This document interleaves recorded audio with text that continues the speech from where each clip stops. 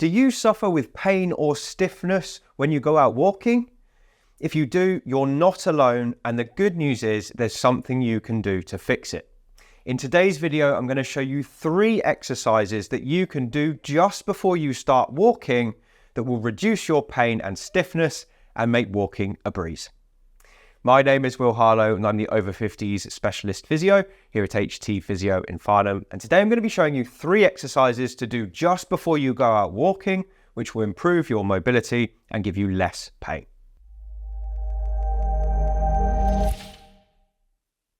To improve walking, I've long been a fan of a method called priming, which is essentially warming up specific muscles so that they activate better when you're out for a walk. And there are 3 areas of the body that are very commonly poorly activated for people who walk, and activating them with priming just before you get started can reduce pain and ease stiffness and make walking much easier. In fact, one of my patients said that doing this routine allowed them to walk twice as far as they normally do, just with 5 minutes of effort.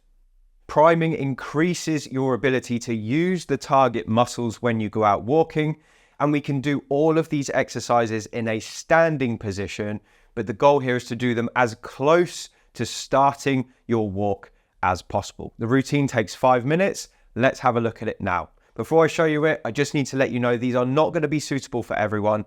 Get checked out before you give them a try, and if they cause you any pain, just avoid them.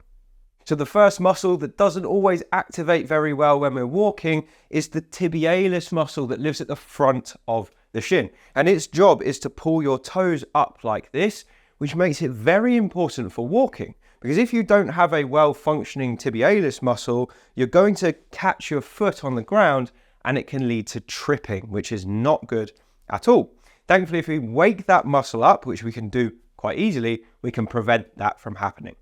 So to make this exercise work, all you need is a wall, and you're going to be already in your shoes. You're going to be ready to go for your walk, and basically just find a wall in your house just before you leave the house. Lean against it like this, and you want to have your bottom and your shoulders pinned against the wall with your feet probably about 1 foot to 18 inches away from the wall. So we've got a nice gap between the heel and the back of the wall. Now the exercise is really simple. We're going to keep our heels in contact with the ground, a slight bend in the knee, only a couple of inches, and then we're just going to work to lift those toes as high as we can up towards our shins, hold for a second, and then slowly let them drop back down. And then repeat again, so lift, and then slowly back down. And you'll feel the tibialis muscle at the front of your shins having to work really hard to make this movement happen. Now I'm doing this in socks just so you can see my feet really clearly, but you can absolutely do these in walking shoes or trainers, and sometimes it's better because your walking shoes tend to have a bit of a heel. That means you're lifting the heel up off the floor, which means you've got a fuller range of motion with this exercise. So it can actually feel a bit tougher but more effective when you've got shoes involved. Now if you can do more than 15 or 20 of these, that's fine. You can increase the angle a little bit, which will make it a little bit harder because again, we're increasing that range of motion. But all we're doing here is we're taking the muscle to a point of almost tiredness or fatigue, not to absolute failure, but by the end of the set, we just want to feel a nice working ache at the front of the shin. And that's the goal of priming. It's just to wake up the muscle. It's not to absolutely batter it.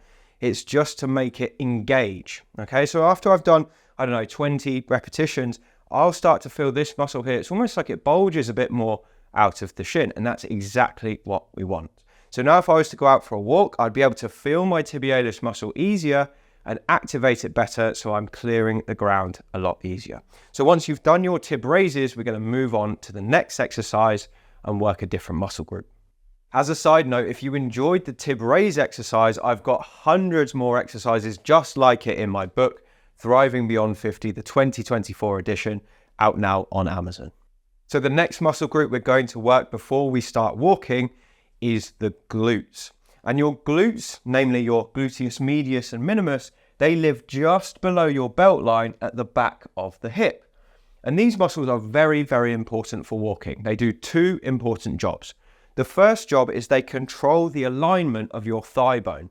So if they're not working, we tend to get this kind of thing happening when people walk. We call it valgus, and it definitely increases the stress on the inside of the knee and the outside of the hip as well. So if you have hip or knee problems, it can be a big issue. The second thing that glutes do is they support your back.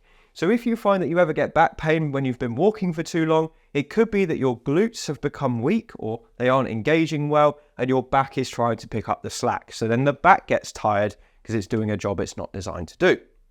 Now, many people have weak glutes, partly through sitting too much and partly just because in Western lifestyles, we tend to not use them as much as we should, but we can wake them up super easily with one very quick movement. So again, to make this work, you're just going to need a wall. Put your hands against the wall like this, and we're going to use our hands to make sure our back posture is perfect, which means the back isn't going to be helping us when we do this exercise.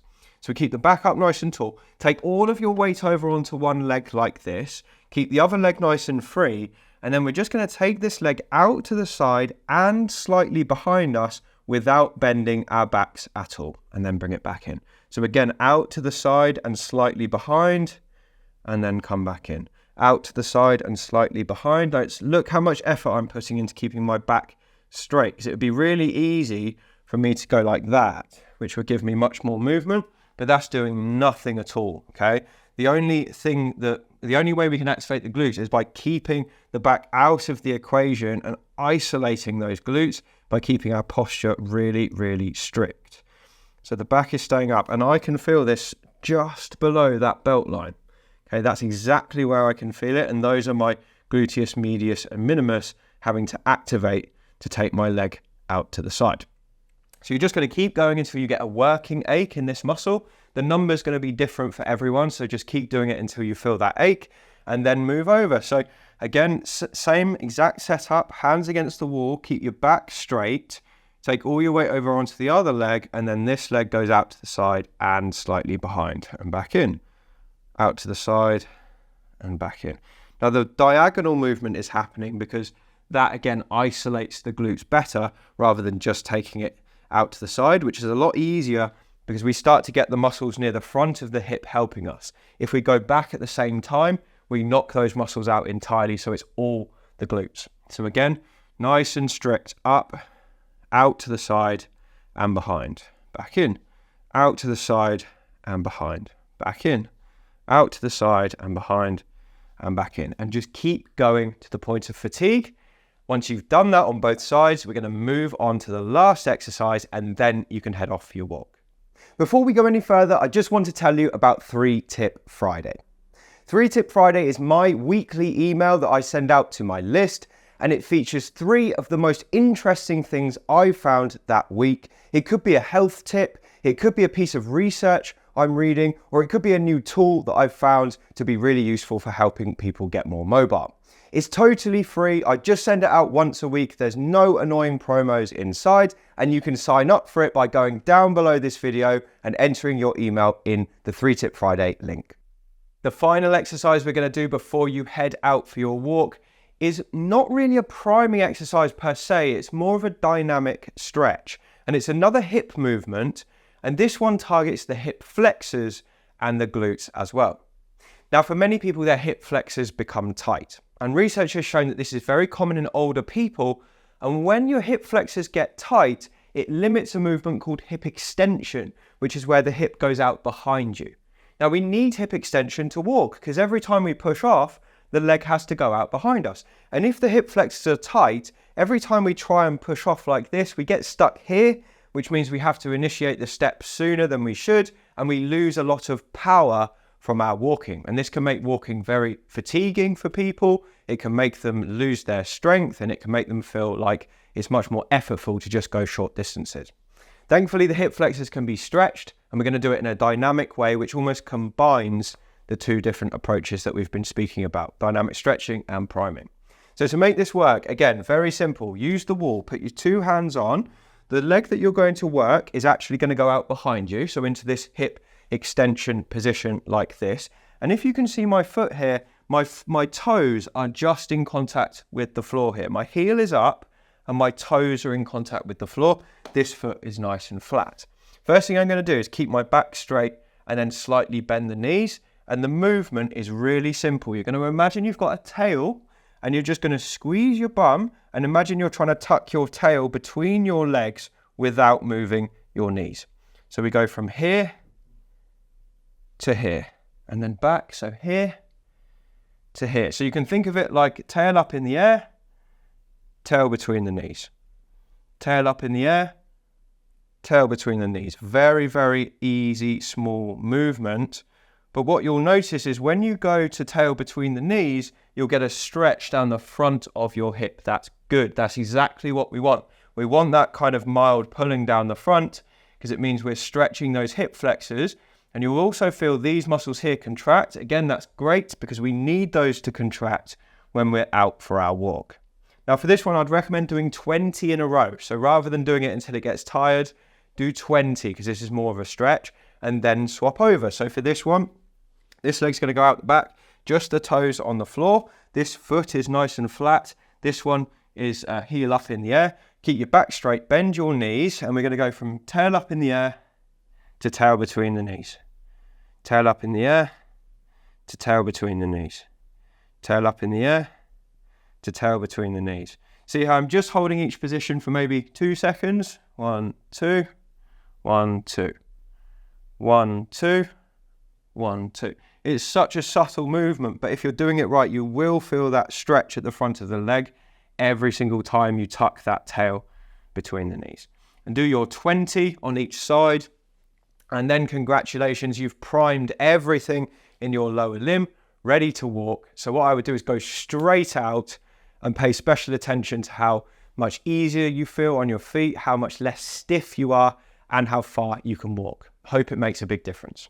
So those are the 3 exercises to do just before you go out walking for better mobility and less pain. I hope you found this video useful. And if you tried these exercises and they did help, come back and just drop a comment below and let us know, because we love to see if we're hitting the mark or not in these videos. Thank you for taking the time to do that.